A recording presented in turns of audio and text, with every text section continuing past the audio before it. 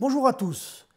Donc, dans la suite de la présentation des résultats du concours du meilleur naturaliste de France de la Fondation Biotope 2025, voici les résultats du concours du meilleur ornithologue de France. Alors, là aussi, le panel a été de très haut niveau, puisque lorsqu'on lit la liste des vainqueurs, on remarque qu'il y a beaucoup de personnes très haut placées, notamment dans les listes de cocheur.fr, que je remercie encore ici, et qui montrent le véritable engouement qu'a suscité ce concours ornithologique. Alors, sans plus tarder, je vous présente la liste des vainqueurs, en commençant par le 10e jusqu'au 1er. Il s'agit bien d'une présélection. Les 10 vainqueurs sont invités à venir participer à la finale qui se fera en présentiel et en direct à 7 au Théâtre Molière le 16 décembre. Donc ils seront contactés, ils vont être contactés par nos équipes à partir de demain. Voilà, en tout cas bravo à eux. Le fait déjà d'arriver dans les 10 premiers, c'est déjà quelque chose de tout à fait exceptionnel. Alors le 10e, c'est Thomas Domalin. Thomas, on ne se connaît pas. Tu as eu un score de 77,05% de bonnes réponses et tu es ornithologue indépendant en Seine-Maritime. Ensuite, c'est Théo Vivinsang avec 77,2%. Tu es un chargé d'études naturaliste et amateur de recherche d'oiseaux rares. Enfin, on s'en doutait, hein, je pense que c'est à peu près le cas de tout le monde, puisque c'est toi qui a trouvé une paruline rayée en Bretagne. Donc on sent bien le cocheur qui cherche l'accidentel lors des coups de vent qui nous font arriver quelques oiseaux qui viennent d'Amérique. Le numéro 8, c'est Léo Roumieux, avec 77,95% de score. Donc, Léo, voilà, tu es un ancien stagiaire de Biotope, j'en suis ravi. Passionné d'ornithologie, cela va sans dire, et tu es actuellement étudiant en master ingénierie écologique et gestion de la biodiversité à Montpellier. Bravo Léo, hein, et puis donc à très bientôt lors de la finale.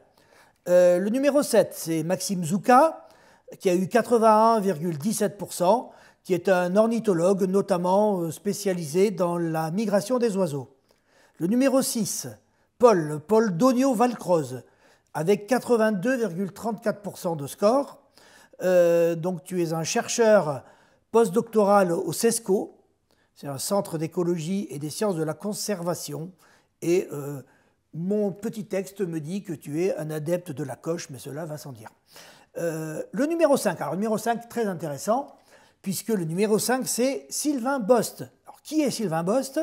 Donc c'est un jeune étudiant en master patrimoine naturel et biodiversité à Rennes, mais c'est surtout quelqu'un qui a été 4e à la finale du concours du meilleur naturaliste de France l'année dernière et qui, cette année, est également premier à la présélection du concours du meilleur naturaliste de France 2025. Donc on a quelqu'un qui est finaliste sur les 2 concours. Sylvain, félicitations et donc à très bientôt. Le numéro 4, Jérémy Dupuis, avec 83,12% de bonnes réponses. Tu es responsable de programme à la LPO et coordinateur du projet Oiseaux de France.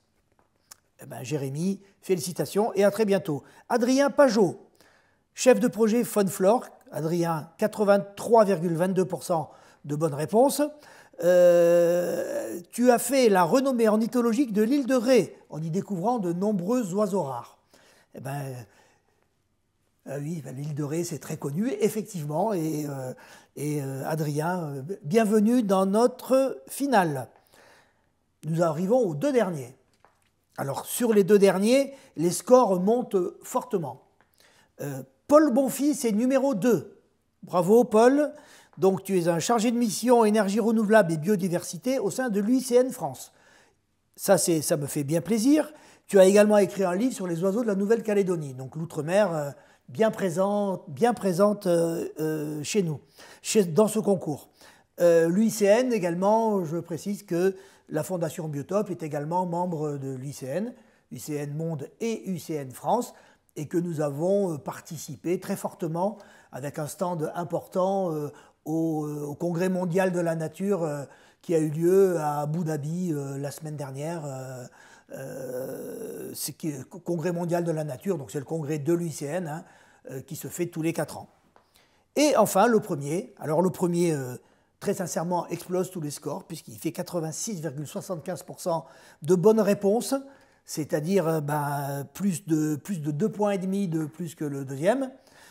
C'est Thomas Dagonet. Donc, bravo Thomas, hein, effectivement. Je lis que tu es une figure de la coche française. Bravo, vive la coche, vive la France aussi au passage. Tu es auteur de nombreuses découvertes, ornithologue de profession. Tu travailles au centre de Scamandre, évidemment en petite Camargue gardoise, qui est un endroit magnifique, et tout près de chez nous. Hein, voilà. Eh bien, Thomas, bravo, je serai très heureux de faire ta connaissance au plus tard, le 16 décembre.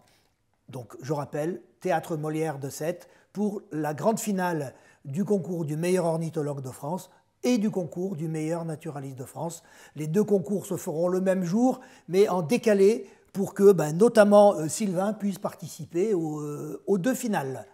Restez en ligne après cette présentation, vous allez avoir un petit teaser sur l'expédition naturaliste en Arménie que nous avons faite avec les 3 vainqueurs précédents du concours du meilleur naturaliste de France.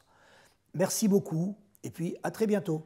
Les naturalistes ont toujours aimé jouer à deviner les espèces, à identifier les espèces.